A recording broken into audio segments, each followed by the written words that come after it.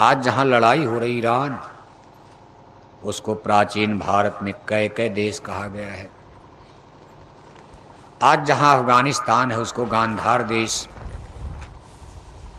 गांधार नरेश शकुनी का नाम आप सुनते हो ना। ये दुर्योधन यानी कौरवों का ननिहाल था गांधारी। आज जहां आप पाकिस्तान देख रहे इसको सिंधु देश, सिंधु नदी के किनारे का इलाका, नक्शा थोड़ा बदलता रहता। सिंधु देश जहां जयद्रथ का राज था, सिंधु नरेश कहा जाता। और भी महाभारत में कई लोगों का नाम, यवन, यवन नाम आया। यवन शब्द यूनान से पैदा हुआ। म्लेच्छ नाम आया है महाभारत में। महाभारत के युद्ध में म्लेच्छ भी लड़ने आए थे। म्लेच्छ भारत में नहीं थे यहां उस समय, लेकिन कहीं न कहीं ये रहते थे, यहां आए थे म्लेच्छ। म्लेच्छ एक ऐसा शब्द है कि जैसे कोई गंदा वंदा आदमी कर क्या म्लेच्छ हो गए हो, म्लेच्छ यानी म्लेच्छ भी कोई देश था, वहां लोग रहते थे, उनका वर्ग था।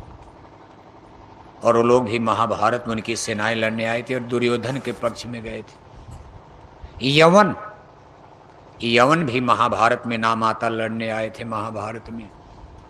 और भी कई नाम ऐसा आता जिनका आज तक इतिहास, भारतवर्ष अखंड भारत में खोजोगे तो जगह नहीं मिलेगी। तमाम देश खो जाए, कहाँ देश था। इसके माने महाभारत का युद्ध विश्व युद्ध था। दुनिया में जहाँ तक मानव सभ्यता थी, सिविलाइजेशन, हर देश के लोग इस महाभारत के युद्ध में लड़ने आए थे।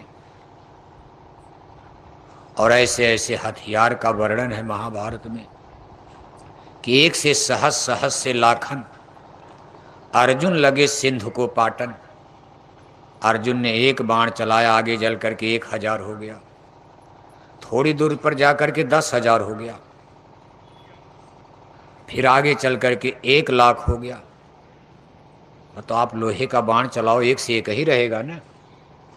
लेकिन अर्जुन के पास कौन सा बाण है, एक मार दिया, एक बाण छोड़ा, आगे चल करके 1,000, 10,000, 1,00,000। एक ही बाण में 1,00,000 आदमी मर जाएंगे। कैसी मिसाइल, कैसा परमाणु बम, न्यूक्लियर वेपन्स। ये तो हम एक छोटा सा प्रमाण दे रहे हैं। जब महाभारत का सीरियल आप देखते हो, टीवी में भी देखते हो आप, एक बाण मारा तो सर्प ही सर्प पैदा हो गए। एक बाण मार दिया तो पानी बरसन, पानी ही पानी पैदा हो गया। दूसरा बाण मार दिया तो बस आग, आग पैदा हो गई, आग लग गई। पानी को आग बुझा रही, हवा चलने लगी।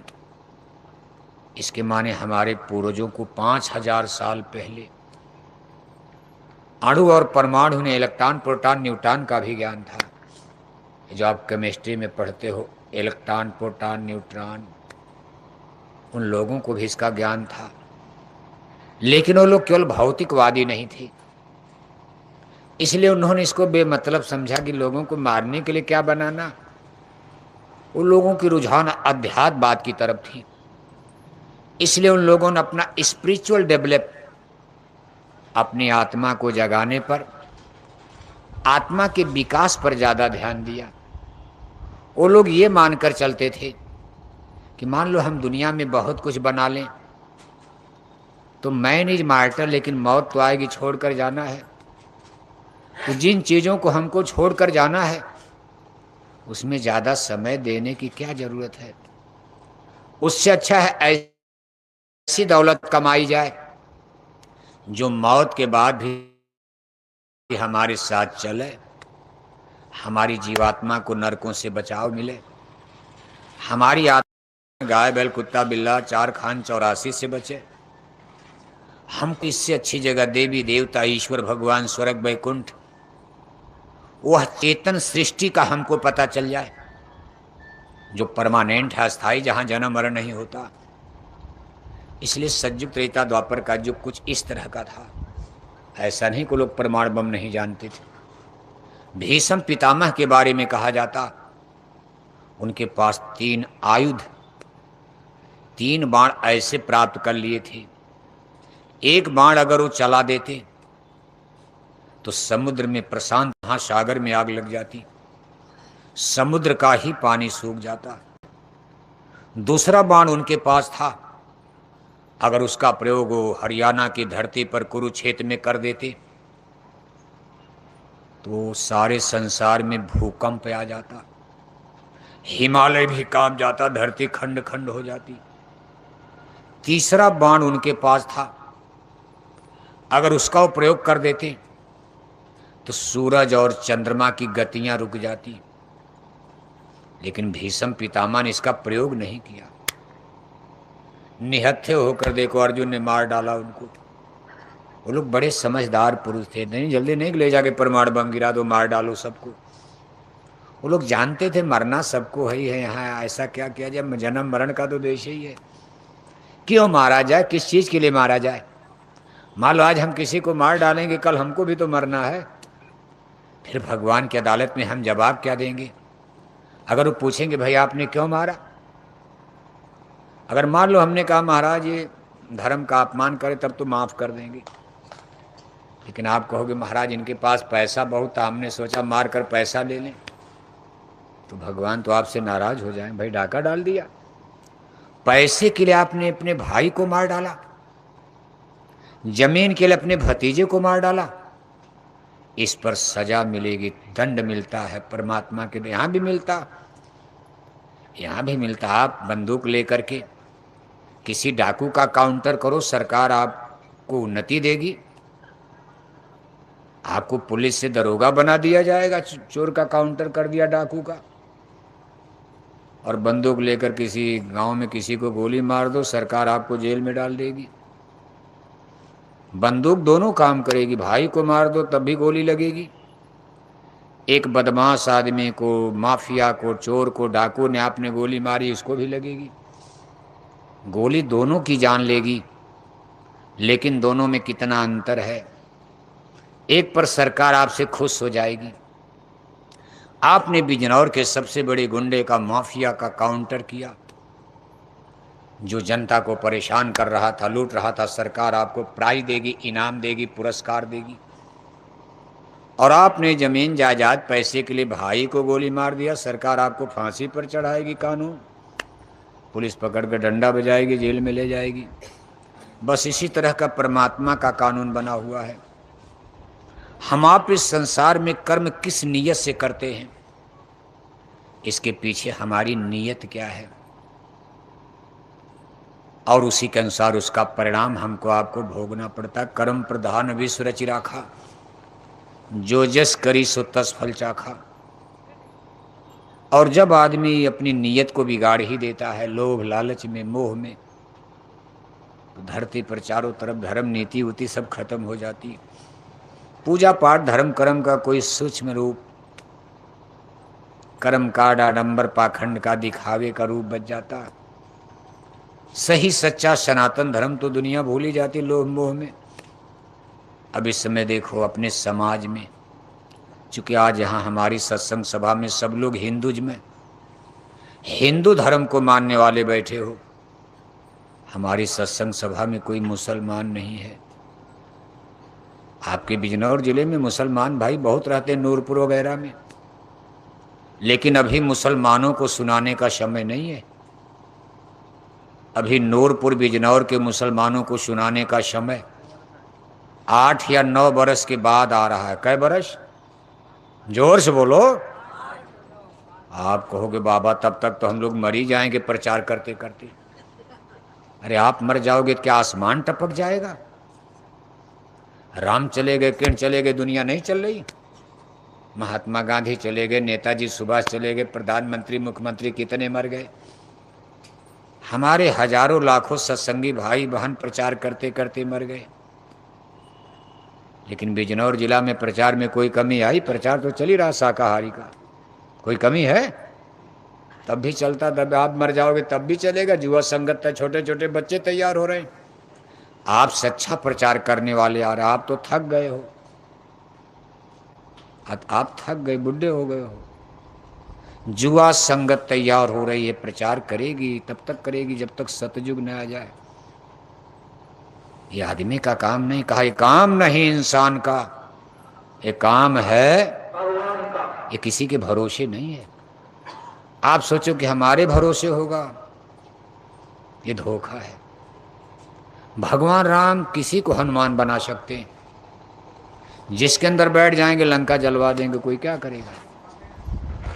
ये काम नहीं इंसान का, ये काम है आपके बिजनौर में कितने सत्संगी, हजारों हजार। हम तो देखो 30-40 साल से बिजनौर, आज से आ रहे हैं, 35-35 साल हो गया बिजनौर में आते हमको। खासपुरा में डॉक्टर लीलपत सिंह, क्या नाम था उनका, डॉक्टर लीलपत सिंह जब अध्यक्ष थे, टाटधारी थे, उन्हीं के घर हम वहाँ रुकते थे। बेचारे बुजुर्ग आदमी थे, छोटी सी बिक्की लिए थे, बिक्की पिक पिक पिक पिक चलती थी। हमको भी बैठाते थे गन्नों के खेत के बीच से, दिन भर दुकान देखते थे और शाम को हमको बैठा करके लेकर, हमको डर लगता था कहीं गिरा न दें, क्योंकि उनको चलने का भी उतना ढंग नहीं था, बात फट लिए जा रहे। लेकिन छोटी गाड़ी थी, हमने कहा अगर गिर भी जाएंगे चलो, ज़्यादा चोट नहीं ले, बड़ी मोटरसाइकिल तो थी नहीं। और गन्नों के खेत से होते होते पहुंचते थे चांदपुर, कहीं आपके मंडौर में, कहीं यहाँ सब गांव में हमने किया है, नूरपुर। 30 साल पहले से हम यहाँ। और गुरु महाराज जब आपके बिजनौर में आते थे, मेला लग जाता था, हम भी आते थे तो हजारों हजार की भीड़। हमने चांदपुर में, मंडौरा में, जगह जगह देखी अपने। जब हम लोग सत्संग करने आते हजार हजार की भीड़। लेकिन मान लो तमाम लोग छोड़कर हट गए तो क्या अब रामराज नहीं आएगा? क्या गुरु महाराज का काम, मिशन अधूरा रह जाएगा? संत बचन पलटे नहीं, पलट जाए। जो लोग छोड़कर हट गए, जय गुरुदेव मिशन पर कोई फर्क नहीं है, गुरु महाराज पर कोई असर नहीं, पूज महाराज जी का कोई घाटा नहीं। वो लोग अपना नुकसान करके चले गए, अपना नुकसान कर दिया। अगर लगे रहते तो पापों की काई धुल जाती। गुरु आदेश का पालन, गुरु वचन के पालन में लगते। अब वो छोड़ करके न भजन करते हैं न सत्संग करते हैं। भजन तो कर ही नहीं सकते, जीवन भर कान मंगली डाल के मर जाओ, भजन बनेगा? शब्द खुलेगा गुरु मेहर से खींचे सूरत गुरु बलवान। लेकिन उन लोगों ने अपना कितना बड़ा नुकसान कर लिया। लेकिन जय गुरुदेव मिशन का काम तो चलता रहेगा, ये किसी के भरोसे नहीं। भगवान का काम, गुरु महाराज कहते बच्चा मैं लकड़ी से करा दूंगा। गुरु महाराज की वाणी याद करो, कहा है गुरु महाराज ने कि सब लोग हट जाओगे तो जब समय आ जाएगा मैं अपना काम लकड़ी से करा दूंगा, मैं अपना काम भूतों से करा दूंगा, मैं अपना काम पेड़ की पत्ती से करा दूंगा। आदमी की बात छोड़ो, लकड़ी से करा दूंगा, भूत से करा दूंगा।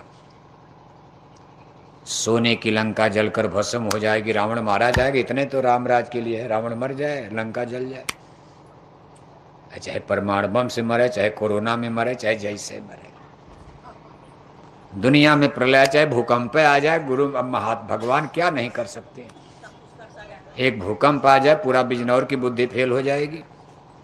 जो बड़े बड़े शहर बना रहे हो, महात्मा गांधी भी कहते थे कि बड़े बड़े शहर मत बसाना, कभी बड़ी बड़ी कोठियां मत बनाना, और ज्यादा जनता एक जगह इकट्ठा मत करना।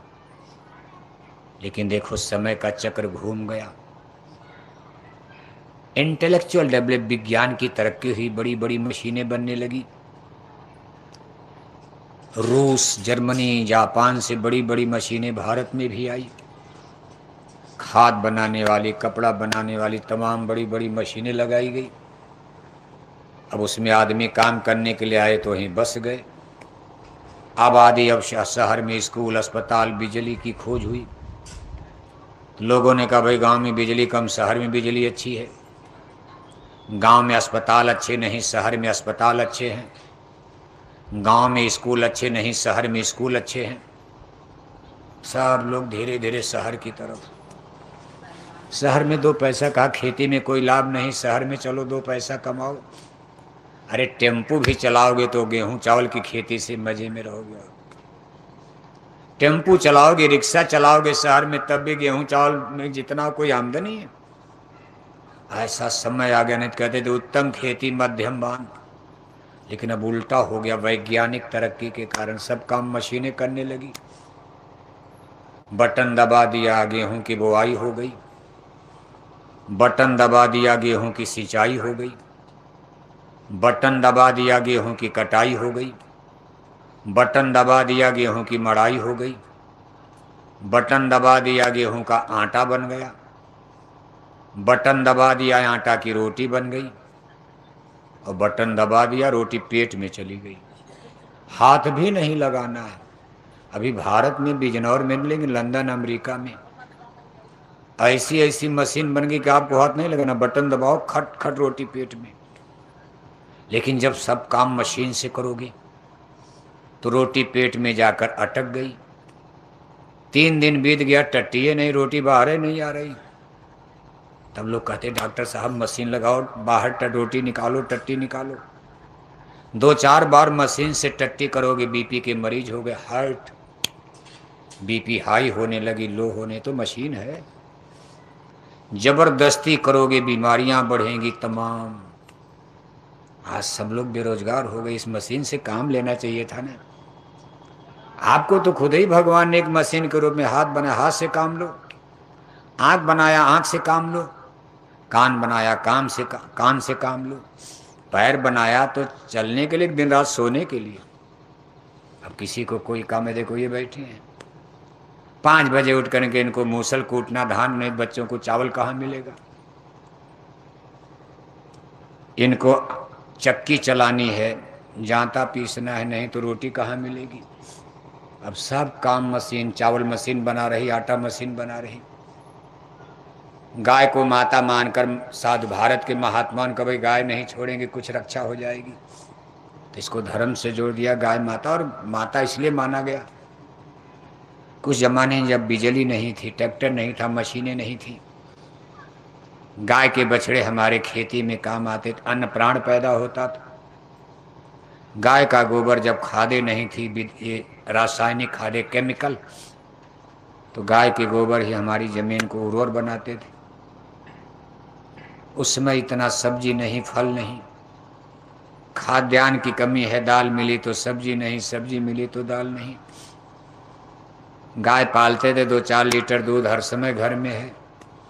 आधी रात को भी कोई मेहमान आ गया, 2 लीटर दूध पिला दिया, टनाटन है। लेकिन बाद में जब युग बदला, इन लोगों ने कहा भाई हमको अब दूध नहीं चाहिए। शाम को क्या चाहिए? क्या चाहिए? दारू चाहिए। क्या चाहिए? हाँ ठीक कहा। कभी हमको दूध नहीं चाहिए, हमको शाम को क्या चाहिए? शराब, 2 बोतल शराब चाहिए। इन लोगों ने कहा कि हमको भी दूध नहीं चाहिए, हमको तो केवल काफ़ी पीना, चाय, 1-2 कप चाय पीना है। तो बाजार से रेडीमेड दूध बिक रहा। अब चाहे नकली हो चाहे असली हो, इतना दूध कहाँ मिलेगा? गाय भैंस कहीं है नहीं। लेकिन अगर आज 1 घंटा में कहो कि भाई 10 कुंतल हमको मटर पनीर चाहिए, पता न कहाँ से ला कर दे देते हैं। बताओ आप, कहीं गाय का पता नहीं, कहीं भैंस का पता नहीं। शहरों में जाओ तो कहीं गौशाला नहीं है, कहीं बड़े बड़े डेयरी फार्म नहीं कि 10-20 हज़ार गाय हो। लेकिन अगर आज आप बिजनौर में जाकर के ऑर्डर करो दुकानदार को कि हमको शाम तक 10 कुंतल पनीर चाहिए, तो 2-4 घंटे में पता न कहाँ से दिल्ली उल्ली से मंगा के आपके घर भेज देंगे। इसके माने कोई दाल में काला है। ये सब खोआ, पनीर, जितना आप देख रहे हो, छेना मेना, ये जितना बाजार में मिल्क प्रोडक्ट्स, जितने भी दूध के प्रोडक्ट्स आ रहे हैं, ये सब केमिकल, नकली, फर्जी बनाए जा रहे हैं, जो आपको नुकसान कर रहे हैं।